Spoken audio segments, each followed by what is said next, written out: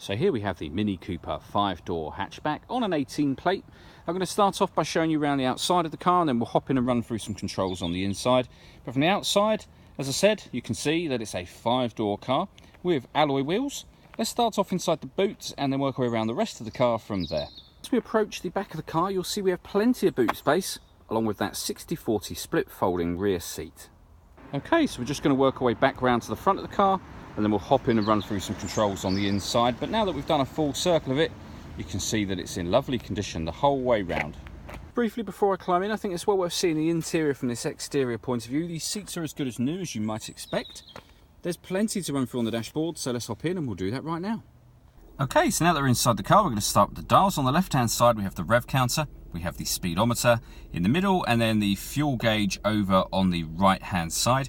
You can see the total miles on this car are 4,489, and the information displayed above that can be changed using buttons on the steering wheel, including having a digital readout for the speedometer. If you leave it on this piece of information, you'll see that that will then enlarge and take over the whole screen.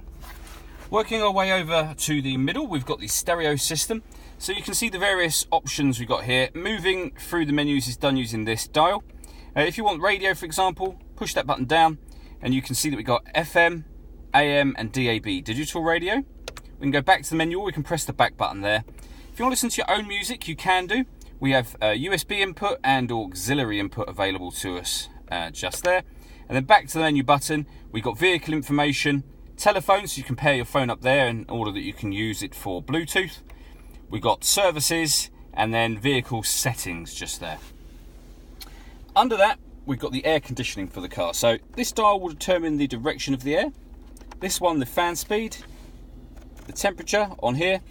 Hit that button to turn the air conditioning on or off, of course. That button will recirculate the air that's currently in the car, which is a great way of heating it up or cooling it down quickly. And then you've got your rear heated screen on the far left-hand side there. Below that, we have 3 buttons. This one turns off to stop and start. So this car is designed to cut out when you're stationary in traffic to save you fuel. You can turn it off. When that light is on, the system is turned off. So it'll always be on. When you start the car, you just need to turn it off yourself. This will start and stop the engine. So the key simply needs to be in the car somewhere, as it is here. Hit that tab to start it. Same thing to stop it again. We can turn off traction control from there. Underneath that, we have a 12-volt charging socket, the USB and auxiliary inputs, and then a 6-speed manual gearbox. All that leaves me to say is thank you for taking the time to watch this video.